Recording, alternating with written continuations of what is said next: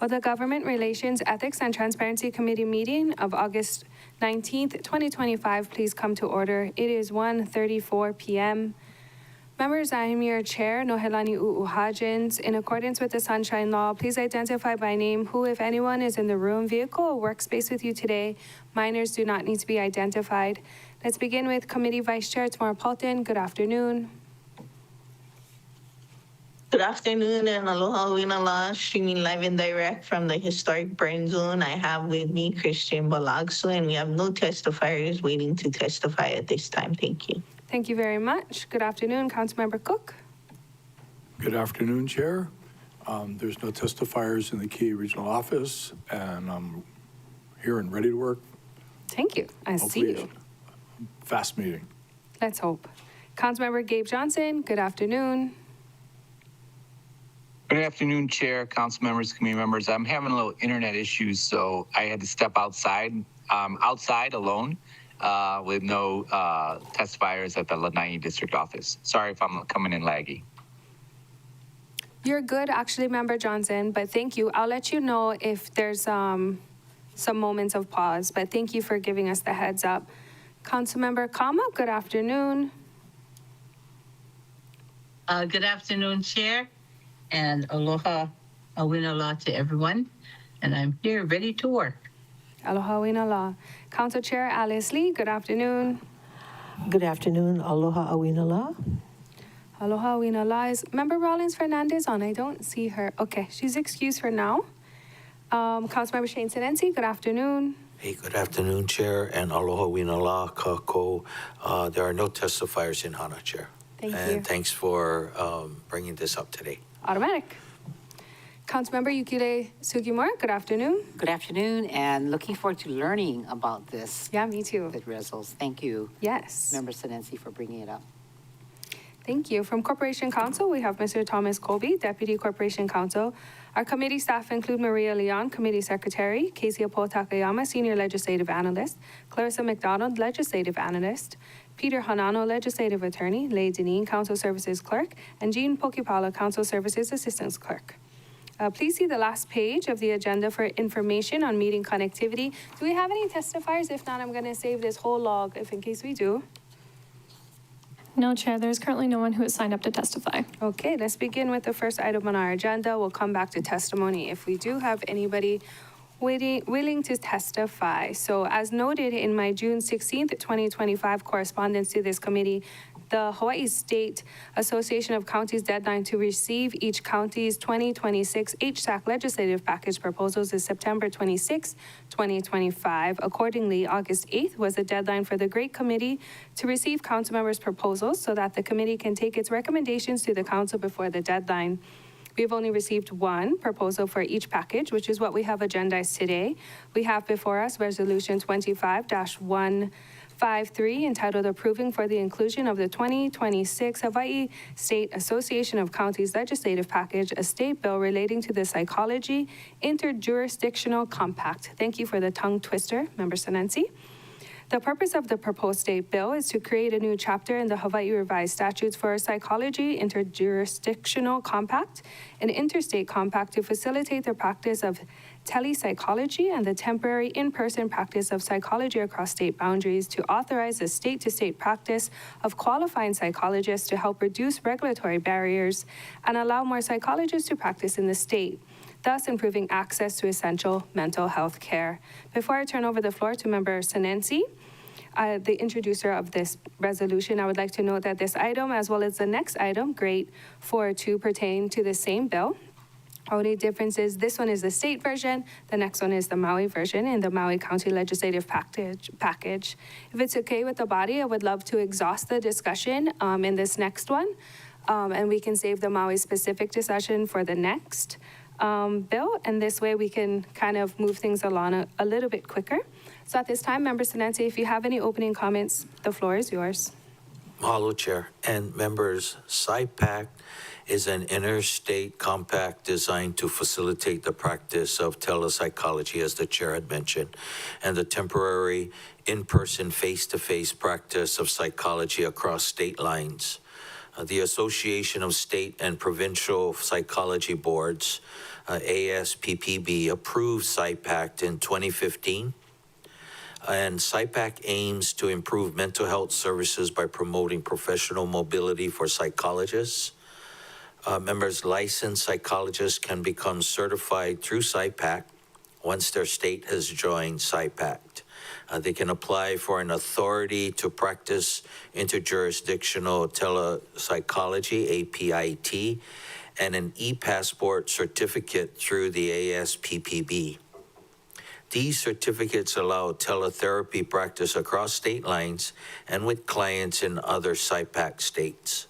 Psychologists can also apply for an interjurisdictional practice certificate, an IPC, to provide temporary in-person, face-to-face clinical services in SIPAC participating states.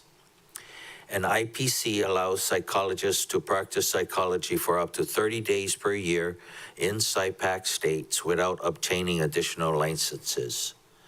To protect the public, SIPAC certifies that psychologists have met acceptable standards of practice.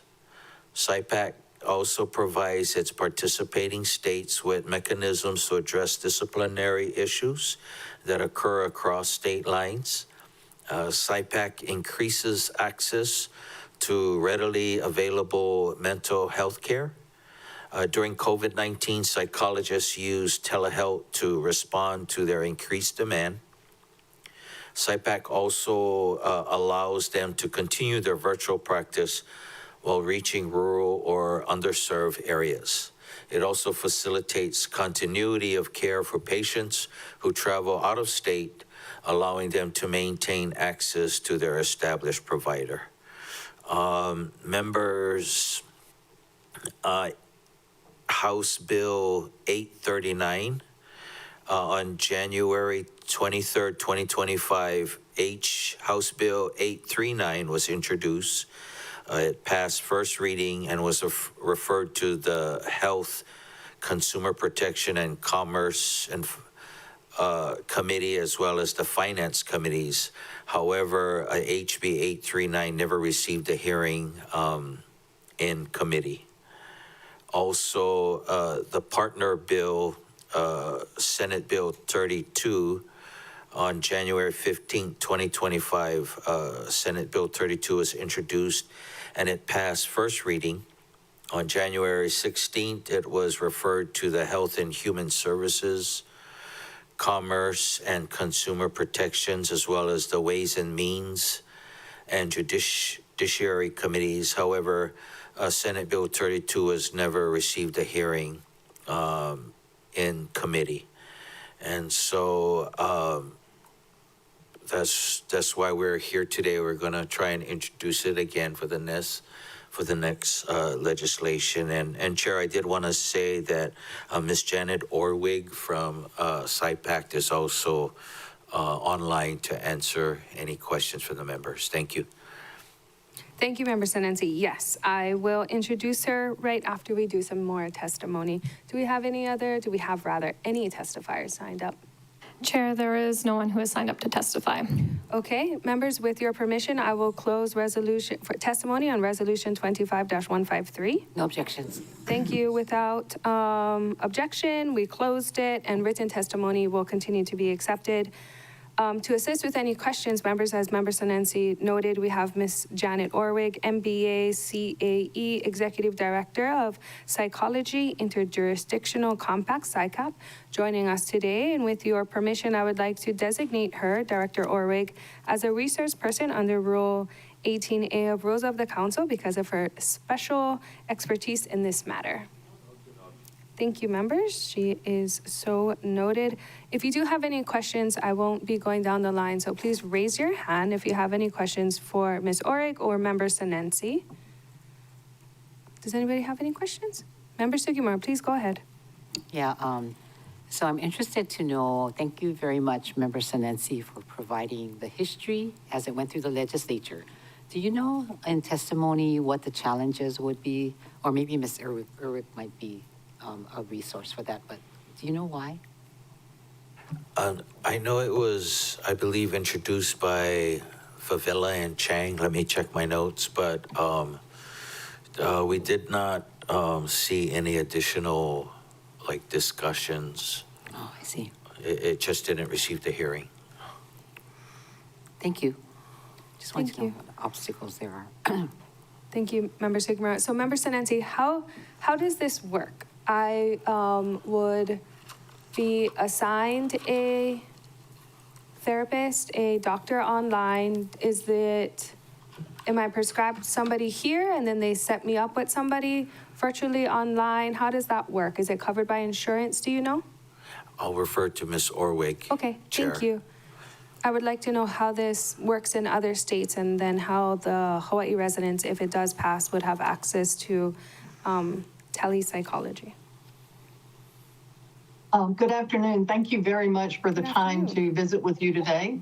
Thank you for being And with I us. will try really hard to answer that question as easy as possible. Sometimes I get down in the weeds, and if I do, I apologize for that up front. Okay. So how it works is it is volunteer. Psychologists apply for the authorization to the commission. So they apply and they are issued the authorization.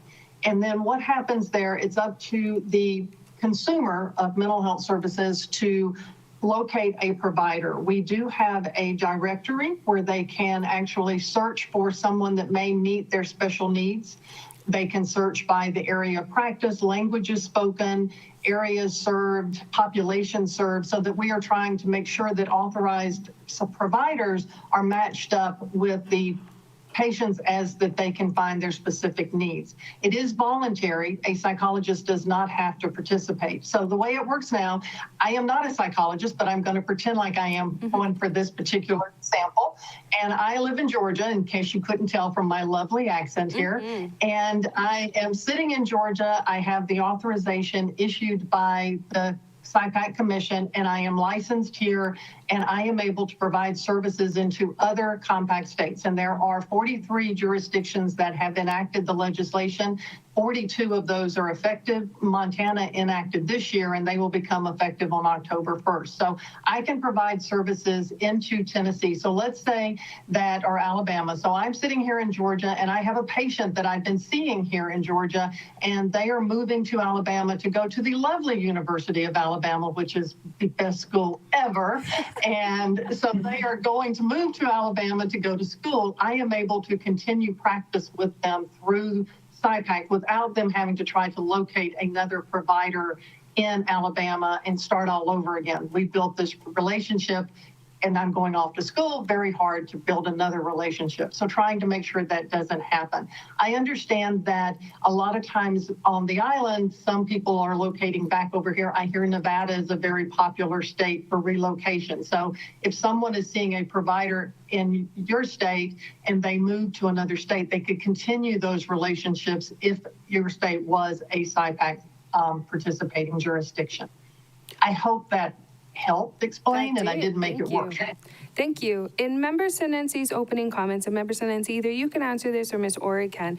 You said something about 30 days per year. Is that the amount of days they can practice state to state, or is that, what was that 30-day per year? I was trying to take notes, but you're... Okay.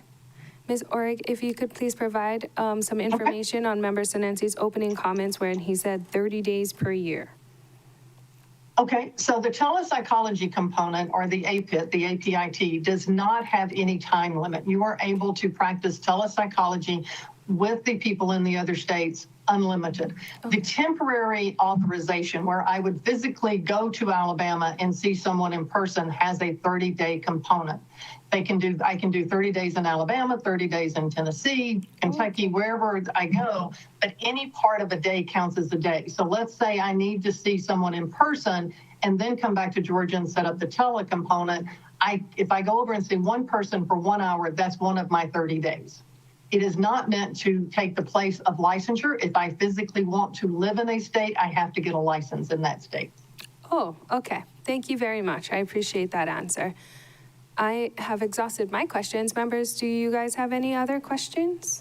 Chair, I believe you had a question about insurance payments. Yeah. Thank you for reminding me.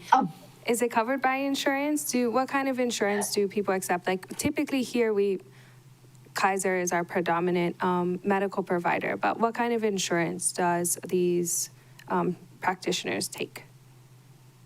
So that is a gray area for us because we deal more with regulation than we do the insurance practice. What I have heard from my authorization holders is that they start and conduct it very similar to a face-to-face. They're going to check with you. They're going to verify with your insurance provider. They're going to explain what SIPACT is. We can provide them letters to explain because sometimes they know what we are and sometimes they don't. And so we do have assistance that way. We have letters that the states have issued that say they consider SIPACT authorization to be the same as a license. So it's really going to be a case-by-case basis with the insurance company and the provider working with them as they take on new patients. We did have a benefit in that CMS did make a notification regarding Medicare that a compact privilege or authorization is considered equivalent to a licensure as far as they are concerned. So that has helped. And a lot of times we are hoping that when we provide that to the third-party payers like Kaiser or someplace like that, that helps them to understand as well what the compact is. We also expect in my crystal ball readings that as more and more healthcare professions come on with compacts, the insurance companies are going to become more aware of what a compact is. Okay, thank you for that. I appreciate your answers. Member Senenci.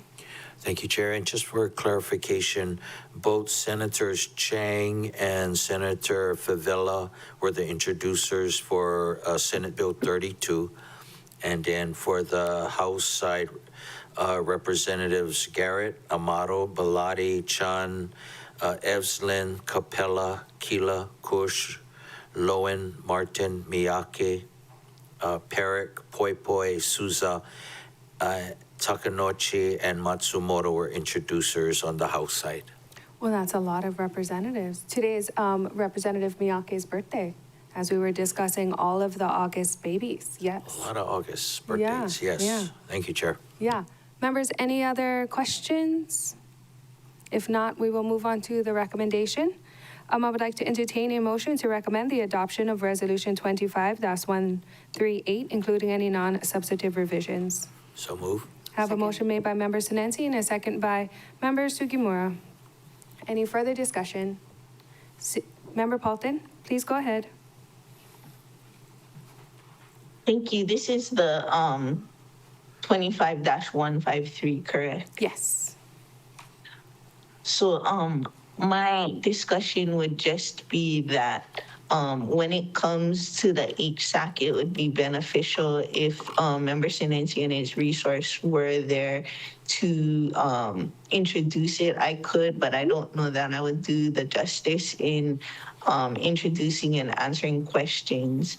And then if it does get accepted as part of the HSAC package, it would come back to us with the package to re-ratify. And then we may be, Nahi is our executive director, but she's not always available to provide testimony when it comes up for the state hearings, and neither am I. So it would be helpful to have either the introducer or somebody else that really cares about it available at those times, which sometimes they give us so little bit notice. When it comes up, it's hard to be available at all the times. So that's just my caveat discussion. Thank you, Member Paulton. Member Senenci, hopefully you'll be available to advocate for your bill. Sounds like a good one. Thank you, Member Paulton. Any other discussion? Seeing none, all those in favor, please raise your hand and say aye. Aye. Aye. Chair, that's 8 ayes, 0 noes, 1 excused. Member Rollins Fernandez, motion carries. Thank you. Moving on, we have before us Resolution 25-154, entitled Approving for the Inclusion of the 2026 Maui County Council Legislative Package, a state bill relating to the Psychology Interjurisdictional Compact.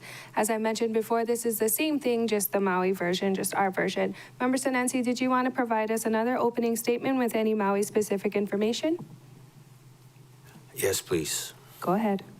Thank you, Chair. And we're in We have the UHERO report that I wanted to just state some facts. And this is from the report from Crisis to Recovery, Health and Resilience 2 years after the Maui wildfires dated June 18, 2025.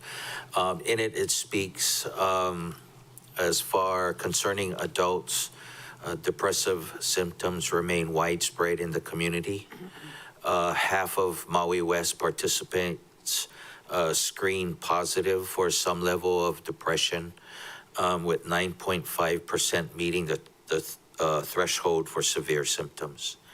These figures represent a substantial increase over pre-fire benchmarks. Also in the UHERO's Maui sample, 28.3% had depressive symptoms, and just 5.8% were in the severe range. Among Maui West participants, 26% experienced moderate to severe anxiety, with nearly 12% in the severe category. And this is more than 10 times higher than the pre-fire UHERO Maui report, the severe anxiety rate of 1.6%, and well above the 2.1% statewide. These elevated anxiety levels still present up to 18 months after the disaster, and they point to the need for sustained support and trauma-informed mental health care. Self-esteem, a critical buffer against chronic stress and mental illness, has also declined post-disaster. In the Maui West cohort, 21.5% of participants report low self-esteem, significantly higher than pre-fire levels of 15% in Maui and 13% statewide. Chair, rates of suicidal thoughts have more than quadrupled since before the fires. In the past month, 4.2% of Maui West adults reported seriously considering suicide. This is a sharp increase from the UHERO Maui baseline of 0.8% and a statewide rate of 1.2%. Members, these findings call for continued investments in suicide prevention strategies, peer support networks, and culturally responsive crisis services accessible across the island. For youth, nearly 2 years after the fires, Maui's youth are still carrying a heavy emotional burden. Across the full child cohort, 22% of children report severe depressive symptoms, and another 28% shows mild to moderate levels, with 49% show no or minimal symptoms. Real quick, PTSD remains widespread among children, with 54.8% overall reporting little or no symptoms. And I can share this in testimony as well. Around 30% show mild PTSD symptoms, while 10.8% meet critical thresholds for PTSD, and 4.3% for severe PTSD. And finally, nearly 30% of children screened positive for probable anxiety disorder. Rates are especially high among Asian children at 37%, Filipino children 36.9%, and Hispanic Latino youth 33.3%. For Native Hawaiian Pacific Islander children, they report the lowest anxiety burden, 24%, although this still represents nearly 1 in 4 youth, Chair. And that concludes my report. Thank you. Thank you, Member Sinensi, for those opening comments and unfortunately those very sad statistics. I understand we have a testifier, so I'm going to read some of our testifier language. Please ensure your name appears in Microsoft Teams as the name you prefer to be referred as, or as anonymous if you wish to testify anonymously. If you are in person, please notify the staff that you would like to testify anonymously. Otherwise, please state your name for the record at the beginning of your testimony. Oral testimony is limited to 3 minutes per item. If you're still testifying beyond that time, I will kindly ask you to complete your testimony. Once you're done testifying or you do not wish to testify, you can also view the meeting on Akaku Channel 53 Facebook Live or MauiCounty.us/agendas. We will do our best to take up each person in an orderly fashion. We will now call on testifiers wishing to testify at this point in the meeting. So staff, if you could please call our testifier. Chair, there is one individual signed up to testify, and that is the Royal House of Hawaii. Aloha. This is a anonymous member of the Royal House of Hawaii and of a descendant, one of the descendants of Hewa Hewa, Royal Patent 7447 and Helus 3237. And I just wanted to ask, is there any resources or available services for the Kanakas, the other kupuna, the adults, and Kekamali'i that were enduring, like that are still till this day going through the traumas and generational traumas and historical traumas of the overthrow and before the overthrow for over 100 years. And if there are services for them to help them with all the generational and historical traumas that are accumulative and injurious, continuing till we, as we speak right now, and for them to go back to their ainas that they all own forever, which are allodial titled, royal patented lands, because like we were always told for all so long, like we were the most like worst people in the world, or like we were so gross and like Heva and all of this, but we were the most holiest people on this earth, doing the three main things that were the main goal, or like the main aspects of life: to take care of yourself, your ohana, take care of land, and to love God above all things. And that would honestly help everybody, you know what I mean? Every person, every single person to participate in taking care of the earth so the earth can take care of us.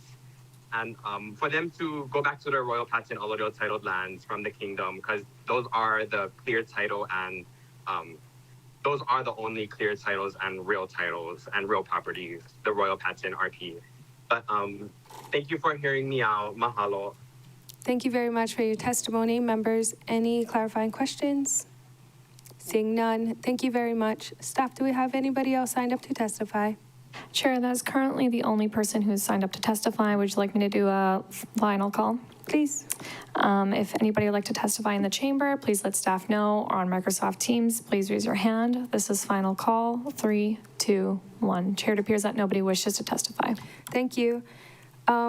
Members, saying there are no individuals wishing to testify on this item, which is Resolution 25-154. Without objection, I would now close oral testimony for this item. No objection. Thank you. As a reminder, written testimony will continue to be accepted, and we were now going to begin discussion. So members, do you have any questions?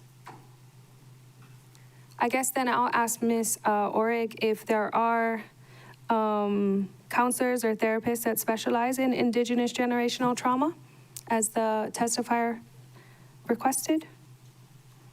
That is, you know, when I was talking earlier about our directory where you can add in the areas that you specialize in, that is something that can be added to that directory. Therefore, the consumers of services can search for that area as well as the languages. Thank you. I appreciate your answer. Members, do we have any other questions for Ms. Orig or Member Senensi? Okay. Member Senensi, do you have anything you would like to add before I move on to the recommendation? No, just that, you know, at this point, as we recover in both Upcountry and West Maui, and just to make sure that our people that are still dealing with the tragic events 2 years ago, that they get the resources that they need. So if they can't find it here, hopefully, you know, SIPAC can provide at least some to fill those gaps. Absolutely. Thank you Chair. very much. At this time, I would like to entertain a motion to Member Paulton, please go ahead. Sorry, I didn't see you. No worries. I just would say I'm sorry I was on another call while you were discussing, but got the best news. One of the one of my 80-year-old widow's fire survivors is going to get housing shortly. And that's really the best mental health for a lot of people, is to be able to have long-term housing. So, Yay. yay, Miss Wilson. Yay, Miss Wilson.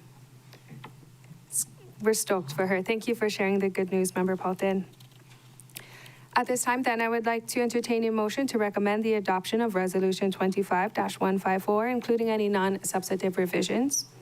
Second. I have a motion by Member Sugimura. I have a second by Member Sinensi. Any further discussion? Seeing none, all those in favor, please raise your hand and say aye. Aye. Chair, that's 7 ayes, 0 noes to excuse Member Rollins Fernandez and Chair Lee. Motion carries. Thank you.